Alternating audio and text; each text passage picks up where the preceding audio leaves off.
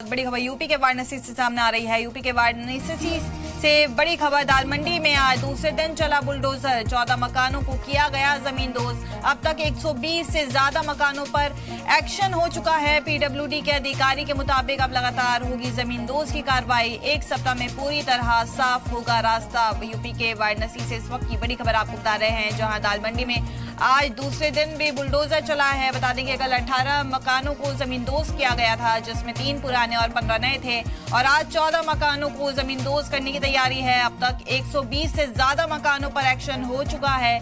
181 मकानों पर एक्शन ये टोटल होना है। आपको बता दें कि पीडब्ल्यूडी के अधिकारी के मुताबिक अब लगातार जमींदोज की कार्रवाई जारी रहेगी और एक सप्ताह में पूरी तरह रास्ता साफ हो जाएगा। यूपी के वाराणसी के दाल मंडी से इस वक्त की बड़ी खबर आपको बता रहे हैं, जहां लगातार बुलडोजर कार्रवाई जारी है। 181 मकानों को जमींदोज किया जाएगा, जिसमें 6 मस्जिदें भी हैं। आपको बता दें कि सड़क चौड़ी करने के नाम पर ये कार्रवाई जारी है। कल 18 मकानों को जमींदोज किया गया था और 14 मकानों को आज जमींदोज किया जा रहा है। वहीं अब तक 120 से ज्यादा मकान एक्शन पर आ गए हैं। इस खबर पर और जानकारी देने के लिए हमारे साथ हमारे रिपोर्टर जयपाल जुड़ चुके हैं। जयपाल, कैसा माहौल है अभी तक, क्योंकि लगातार दाल मंडी में बुलडोजर कार्रवाई जारी है? बिल्कुल, देखिए, दाल मंडी चौड़ीकरण को लेकर अब प्रशासन ने बकरीद के बीतते ही दूसरे दिन भी एक्शन जारी रखा है और अब पूरे दाल मंडी इलाके में लगभग 70% मकानों को ध्वस्त किया जा रहा है। यानी आप समझिए कि 181 भवन और 6 मस्जिदों के साथ ही ये चौड़ीकरण को लेकर जो प्रशासन ने अपनी डेडलाइन तय की थी, आज उस डेडलाइन की आखिरी तारीख है। और इसके साथ ही जो मस्जिदों की बात थी कि उसको स्थानांतरित किया जाएगा, उसमें जब हमने बात करने की कोशिश की पीडब्ल्यूडी के अधिकारी से, तो उनका साफ तौर पर यह कहना था कि प्रशासन आखिरी बातचीत के दौर में पहुंच चुका है और अब इसको भी एक सप्ताह के भीतर क्लियर कर लिया जाएगा। यानी अब महज 6 से 7 दिनों के भीतर देखने को मिल सकता है कि पूरी दाल मंडी गली में जो तंग गलियां होती थी, अब वो एक चौड़े रास्ते में तब्दील नजर आएगा और इसके बाद निर्माण कार्य यानी अगला चरण शुरू हो जाएगा। पहले डेमोलिशन, उसके बाद निर्माण कार्य, और नवंबर के महीने में बताया जा रहा है कि दाल मंडी गली एक मॉडल रोड के रूप में विकसित नजर आएगी, जो काशी विश्वनाथ आने वाले श्रद्धालुओं के लिए एक सुगम रास्ता बनकर तैयार होगी। तो जाहिर है कि जिस तरह की कार्रवाई हो रही है उसमें तमाम दुकानदारों ने पहले आपत्ति जाहिर की थी, लेकिन उनके विरोध को देखते हुए सुरक्षा के व्यापक इंतजाम किए गए। 500 से ज्यादा जवानों की तैनाती है, पैरामिलिट्री फोर्सेस की तैनाती है, सिविल पुलिस की तैनाती है, इसके अलावा ड्रोन कैमरों से भी निगरानी रखी जा रही है। तो पूरा दाल मंडी इस वक्त चौड़ीकरण की वजह से डेमोलिशन की जद में है और इसके चलते एहतियातन सुरक्षा के व्यापक इंतजाम किए गए हैं और 120 से ज्यादा मकानों को अब तक ध्वस्त किया जा चुका है। जो मलबा है उसे हटाने का काम चल रहा है और बचे हुए जो मकान हैं उनको अब ध्वस्तीकरण के लिए नोटिस दिया गया। सबसे दिलचस्प बात यह है कि इसमें नगर निगम के द्वारा जो नोटिस दिया हुआ जर्जर मकान है उस पर भी कार्रवाई हो रही है और ईडी के द्वारा इलीगल जो कंस्ट्रक्शन के काम हुए थे उसको भी ध्वस्त किया जा रहा है। तो आज जिन 14 मकानों को ध्वस्त किया गया है उनमें बीडीए ने इलीगल रूप से इन मकानों को चिन्हित किया था और इस पर भी गए थे मालिक, लेकिन कोर्ट से भी उनको इस बात को लेकर की आदेश मिला कि वो पहली बार अपनी जो समस्या है वो वीडियो के सामने बताएं और वीडियो इसके बाद ये तय करे कि कार्रवाई करनी है या नहीं, और उसी को लेकर आज ये कार्रवाई हुई है।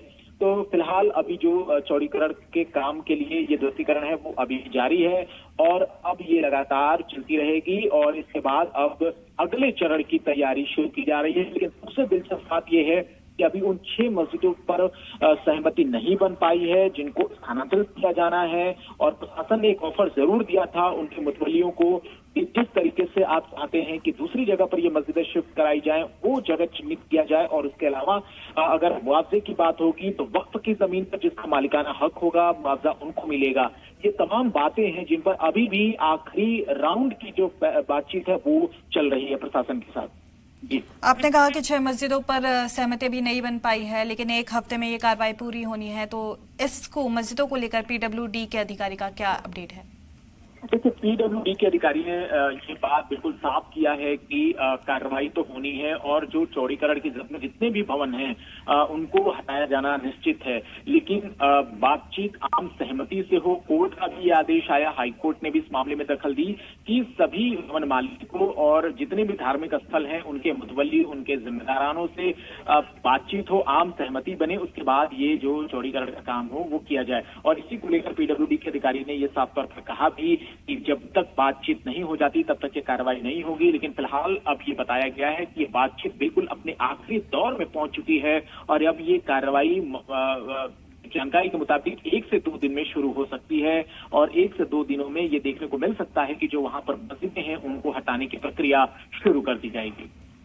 जयपाल, यहाँ पे जो लोगों के मकान हैं, दुकानें हैं, वो सालों पुरानी है। ऐसे में अगर ये चौड़ीकरण वाली कार्रवाई हो रही है, बुलडोजर एक्शन देखने के लिए मिल रहा है, तो ऐसे उनके सालों के जो उन्होंने कारोबार बनाया है वो अब ठप हो जाएगा। तो ऐसे में क्या वो सरकार से कोई मांग अपनी कर रहे हैं इसको लेकर? बिल्कुल, देखिए, आपको बता दें कि ये दालमंडी बहुत ही ऐतिहासिक गली है। प्रसिद्ध उपन्यासकार जयशंकर प्रसाद का घर इसमें है और जो बिस्मिल्लाह खां जो एक संगीत घराने से ताल्लुक रखते थे, जो बनारस की आवाज है और देश के लिए उन्होंने, देश के रत्न है, भारत रत्न से उनको सम्मानित किया भारत सरकार ने, उनका भी मकान दालमंडी से महज 100 मीटर आगे है।